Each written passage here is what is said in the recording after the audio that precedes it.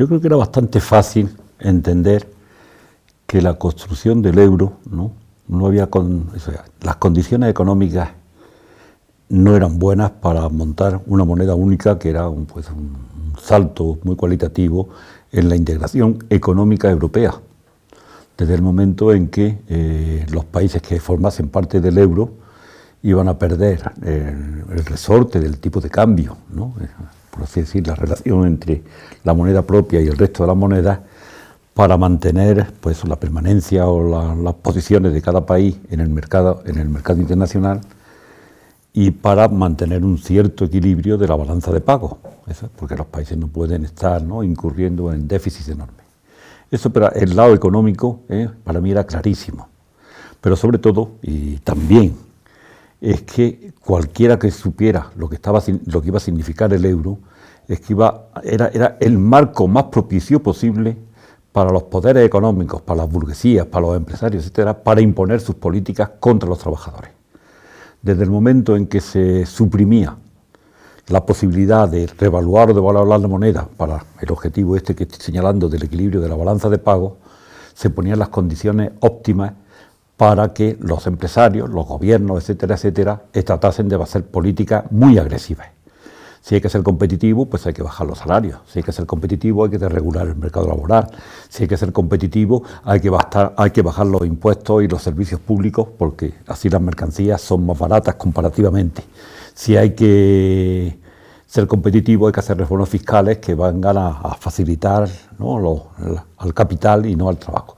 Por así decir, era verdaderamente un instrumento perverso para los trabajadores, la construcción del euro. Y eso es parte de las razones que llevaron a los poderes económicos europeos a esa implantación, a pesar de que era evidente que las condiciones económicas no estaban preparadas para implantar, como digo, una cosa tan rígida como era el euro.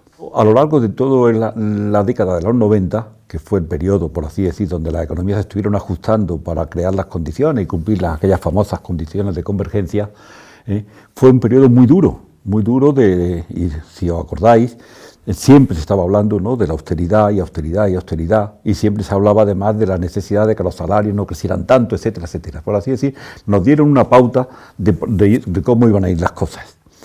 Todavía se agravó la situación desde el momento en que ya se crea el euro realmente, porque mientras no hubo euro, pues todavía había posibilidades de alterar la posición de la peseta en aquellos momentos con respecto a las demás monedas. Cuando se crea el euro, ya todo aquello es un dogal absolutamente cerrado y hermético. Y a partir de ese momento, pues sí que hemos conocido otra vez la misma política.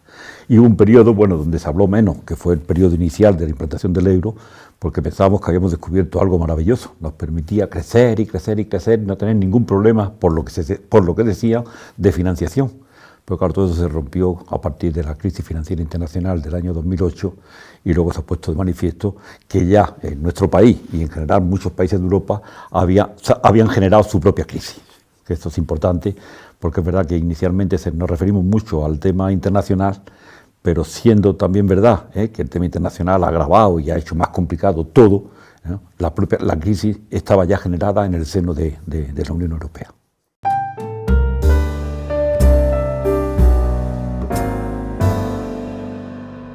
Podríamos empezar por hablar de la montaña de deuda externa que tiene nuestro país con respecto al mundo. O si me apuras, por ser más preciso, la montaña de pasivos exteriores que tenemos frente al resto del mundo. Digo porque la deuda es un apartado de esos pasivos generales. La deuda es una de las concreciones que tienen esos pasivos. Y la cifra es astronómica. Digo astronómica en el sentido de que son cifras que se nos escapan ahora mismo de la vida cotidiana. Son 2,3 billones de euros, ¿vale? Ese es el fundamental problema que tiene nuestro país, que tiene que hacer frente a unas deudas, a unos compromisos de pago, a unos derechos frente a los extranjeros de 2,3 billones de euros. Para poder hacer frente a eso hay que tener un excedente, porque la deuda que se ha acumulado es fruto de los déficits sucesivos que hemos ido teniendo. Hay que tener un excedente, pero para tener ese excedente hay que ser muy competitivo y, por así decir, tener muchos más ingresos que pagos por las relaciones económicas, ¿vale? Y no es posible Primero porque se está demostrando que la economía española justamente ha sido muy deficitaria porque era poco competitiva, pero sobre todo porque después de haber hecho este cambio profundísimo de tendencia, donde la economía ha generado millones de parados, donde se han perdido millones de puestos de trabajo, todavía el déficit de la balanza de pago, el déficit de la balanza por cuenta corriente que se llama, todavía es negativo. Por así decir, que estamos resolviendo un problema al tiempo que se está agravando después de haber ocurrido estas cosas terribles, digo, de evolución económica. Pero es que además la deuda es un concepto, por así decir, que cuando traspasa ciertos niveles, devora a quien la tiene. Por así, hay momentos en que cualquier persona, cualquier agente económico es un buen deudor. Al principio de su deuda pues puede fácilmente captar recursos. A medida que se va aumentando la deuda, pues se va haciendo más complicado porque tiene que pagar intereses y rentabilidades a esa deuda. Y nuestro país pues ha ido incrementándolo muchísimo. Y eso es parte también de un déficit recurrente que alimenta el déficit exterior. Pero por otra parte, además, en la medida que tiene mucho volumen de deuda, en la medida además que la crisis, que hay una desconfianza general en los mercados y es una situación de donde todo el mundo está echándole el ojo a cómo está la deuda de cada uno, todo eso agrava muchísimo la situación de un país deudor. Como además la deuda, como digo, es enorme, pues realmente este es el trasfondo de la crisis que tiene nuestro país. Luego hay derivaciones que tienen que ver con lo que ha pasado, en cómo esa deuda externa está digamos, dividida entre la deuda que tiene el sector público frente al exterior y la deuda que tiene el sector privado frente al exterior. Y eso también tiene su interés porque han pasado también cosas raras y bastante raras en esa conformación de la deuda frente al exterior.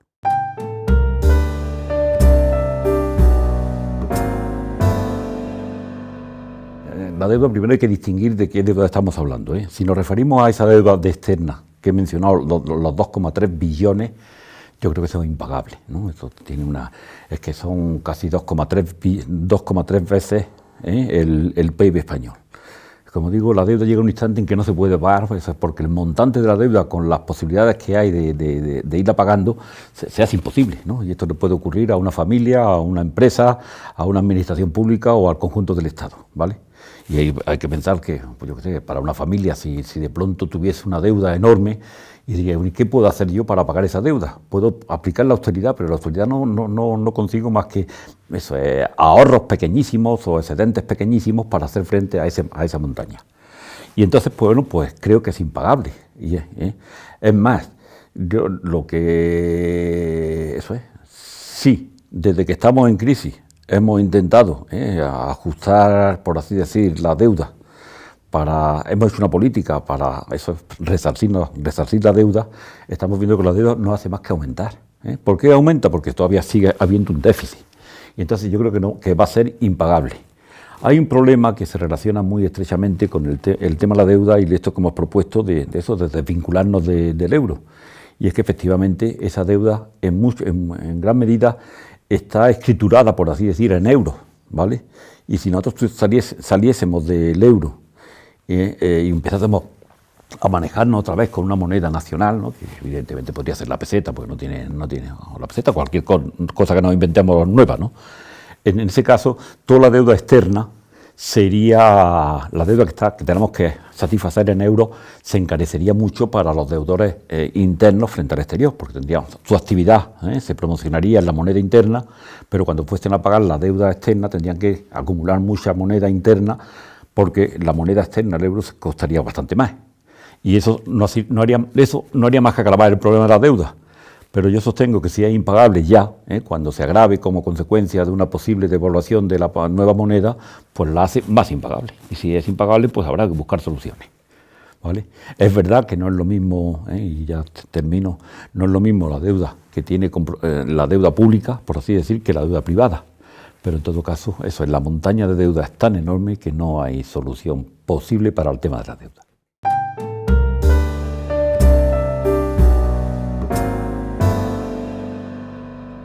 ¿Cómo se nos ocurrió entrar en el euro? ¿Cómo se nos ocurrió tratar de competir con Alemania, por ejemplo, ¿no?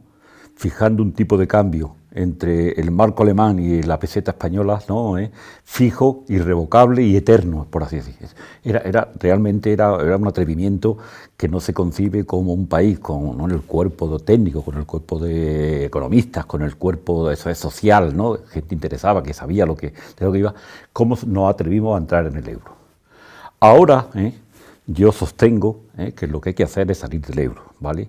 O por así decirlo, en positivo, hay que recuperar la soberanía monetaria que perdimos desde el momento que nos integramos en el euro, que supuso, como acabo de decir, que desapareció el tipo de cambio para hacer los juegos necesarios entre países muy desiguales a la hora de luchar por los mercados, y supuso también ceder la política monetaria a una entidad que es el Banco Central Europeo, que supuestamente es autónoma y que supuestamente tiene unos objetivos que no son los generales que tiene que atenderse o que se habían atendido en el pasado las políticas monetarias. Porque el Banco Central Europeo tiene como objetivo, o tenía como objetivo, ahora ya las cosas se han complicado y hace más cosas, ¿no?, digamos, hace más política monetaria general, pero en sus inicios tenía como objetivo garantizar la estabilidad de precios. Pero tiene que garantizar la estabilidad de precios en 17 países con problemáticas económicas muy distintas, con situaciones sociales muy distintas, con problemas, digamos, así, si me apura, hasta políticos muy distintos. Entonces nos entregamos inútilmente a este Banco Central Europeo. Y ahora, pues no puedo dejar de reconocer que decir que se va a salir del euro, que es lo más conveniente, es una cosa muy traumática, porque han pasado muchos años y sobre todo nos hemos acumulado una deuda infinita, como acabo de decir. Pero yo, ante esta pregunta que me hace, ¿no?, y por qué hay que salir del euro, le preguntaría a los que sostienen que hay que mantenerse en Europa o que el euro es irreversible, que nos expliquen cómo vamos a salir de esta crisis pavorosa que tiene nuestro país. Por así decir, la carga de la prueba, ¿no?, tienen que darla los que sostienen que tenemos que seguir en el euro.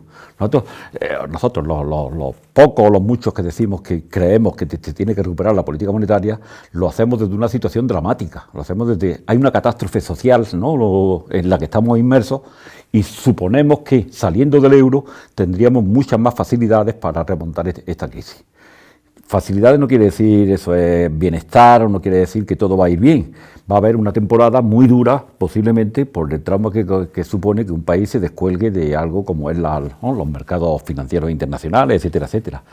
Pero creemos que esto abre una esperanza a nuestro país, mientras que la permanencia en el euro supone, pues eso, una especie de agonía prolongada, sin límite y sin resquicio para pensar que podemos salir de esta. Esta es la posición.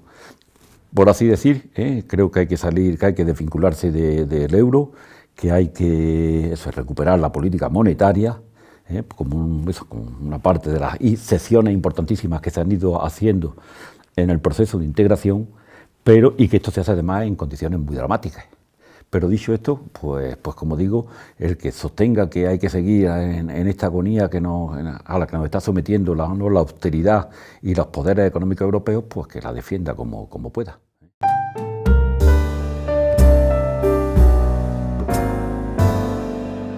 Cuando digo que no va a sobrevivir, les digo que no va a sobrevivir con la configuración actual, ¿vale? ¿Qué significa? Que habrá países que tendrán que abandonar el euro. Pues Grecia, ya ha habido artículos diciendo que este año abandona el euro y luego nosotros, y después de nosotros vendrá Italia, etcétera, etcétera. Hay, como por decir, hipótesis muy diversas sobre lo que puede ocurrir con el euro. Y efectivamente el euro lo más sensato sería, si hemos montado algo tan perverso, tan artificial y tan costoso en términos políticos y sociales para los países, vamos a ver si desmontamos este montaje, ¿no?, este instrumento. Pero al mismo tiempo nadie está, por lo que se ve, muy dispuesto a plantearse el tema en serio de cómo desmontar, por así decir, lo construido. Entonces, ¿cómo va a ocurrir esa crisis? Pues no lo sé. Puede ser, pues eso, por algunos países, puede ser que alguien se declare en quiebra técnica y en ese instante pues tenga que decir, pues no puede usted estar en el euro, o puede ocurrir eso, como digo, que sean algunos países de los más poderosos, Alemania principalmente, que soy, ¿no?, la voz cantante en Europa, que diga, bueno, pues vamos a ver cómo solucionamos este problema de los países del sur, que es un problema más complejo. Por así decir, yo no sé qué es lo que va a ocurrir. Lo que sí sé que es que no puede sobrevivir el euro con su actual configuración. En el sentido de los 17 países, eso es un imposible, ¿no? Y es un imposible porque ahora mismo estamos soportando ya una crisis terrorífica en muchos países, ¿no? El tema de Grecia, el tema de Portugal, el tema nuestro, etcétera, etcétera. Y eso, como no tiene además solución en el marco del euro, eso tendrá en algún momento que plantearse. ¿Cómo se va a plantear? ¿Cómo va a suceder? Eso yo no alcanzan mis luces, ¿no?, para saber cómo pasar las cosas.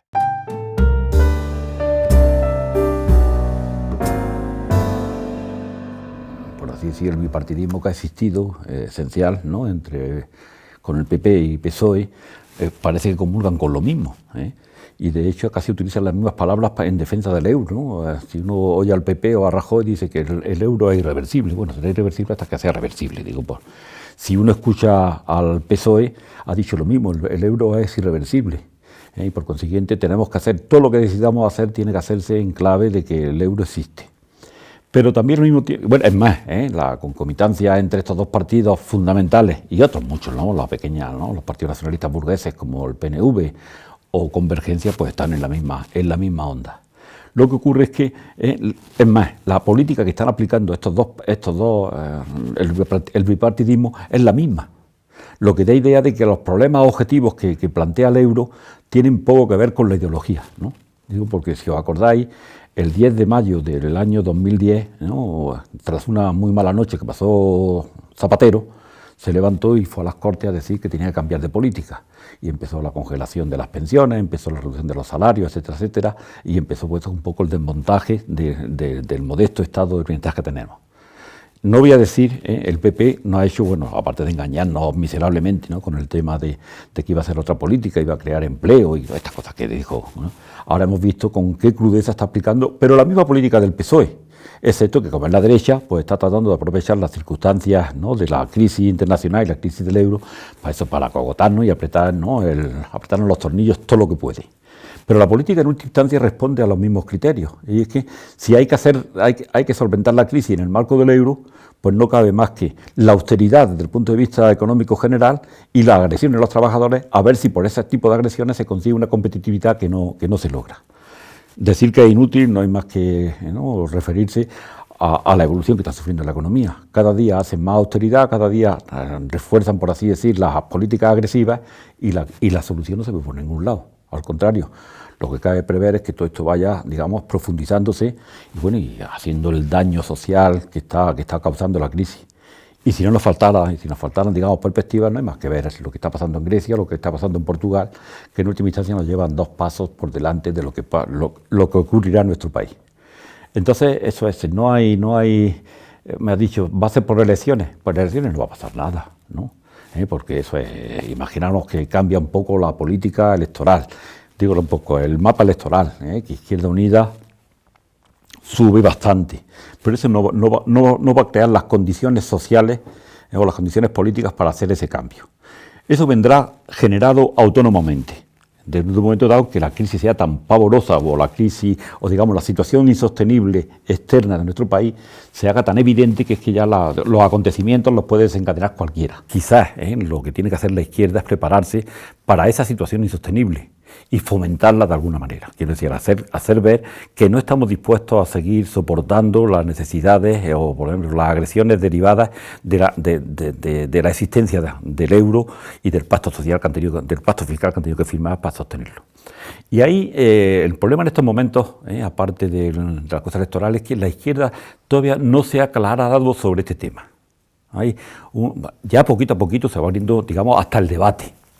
Pero yo que he seguido esto con cierta atención desde el principio, ¿no?, puedo decir que hace 2 o 3 años hablar de estas cosas que estamos hablando hoy ya casi con naturalidad no se conseguía en ningún ámbito. Quiero decir, ni si me apura, en las propias conferencias de la izquierda, en las propias reuniones, debates de la izquierda. Y ahora empieza a hablarse, ¿vale?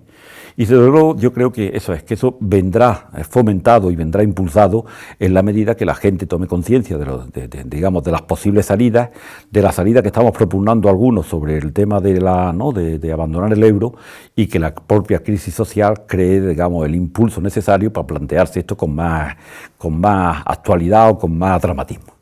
Y esto es, pero vamos, no lo veo yo por la vía electoral, sí lo veo por la vía social y sí lo veo además por la propia crisis que va generando, ¿no?, el mantenimiento en el euro.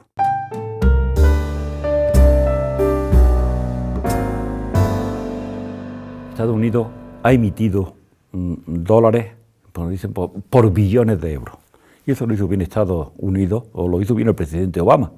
A él le entregaron un país en absoluta bancarrota. Os acordaréis, ¿no?, que eso ya fue después de la eclosión del banco de inversión Lehman Brothers, y empezó, claro, pues eso a estallar, pues más bombas de relojería, porque esto era, bueno, era un castillo de naipes, todo el sistema financiero, se cayeron piezas importantes y se vio que se corría el peligro de que se hundiese todo el castillo. Y lo primero que hizo Obama, pues decir, no, a mí no se me hunde el mundo capitalista o el mundo de los Estados Unidos, y empezó a inyectar dinero. Inyectó dinero a los bancos, inyectó dinero a las compañías de seguros, como AIG, ¿no?, que se fue al garete, inyectó dinero a la General Motors, ¿no? Y él lo único que dijo es, antes que se me hunda, ¿no?, la economía, yo creo todo el dinero que sea necesario para sostener el tinglado. Pero claro, toda esa creación ha ido alimentando al mismo tiempo toda la masa de deuda que tiene Estados Unidos como país frente al resto del mundo, ¿vale? Y eso se sabe que han sido billones de euros, digo porque podemos comentar el caso de China, que es el país que más, por así decir, que más posesiones tiene o que más créditos tiene con respecto a Estados Unidos, pero en el mundo están.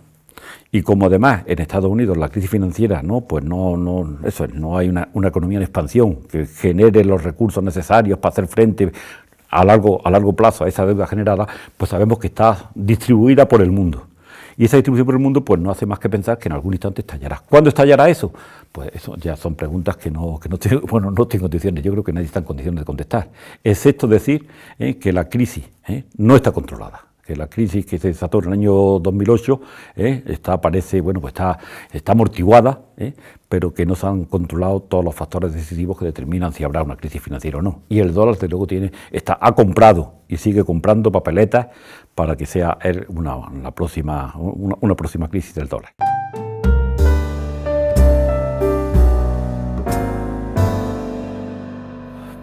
Pues creando un desorden terrible, ¿no?, haciendo absolutamente todos los mercados, ¿no?, revolucionados, creando una desconfianza, ¿no?, financiera absoluta, y teniendo en cuenta la montaña de deuda que tiene todo el mundo, porque hemos estado hablando de la española, pero esto, como digo, con la desregulación financiera que ha habido, ¿no?, y con los mecanismos extraordinarios que hay de movimientos de capitales, pues eso son billones y trillones de euros o de dólares.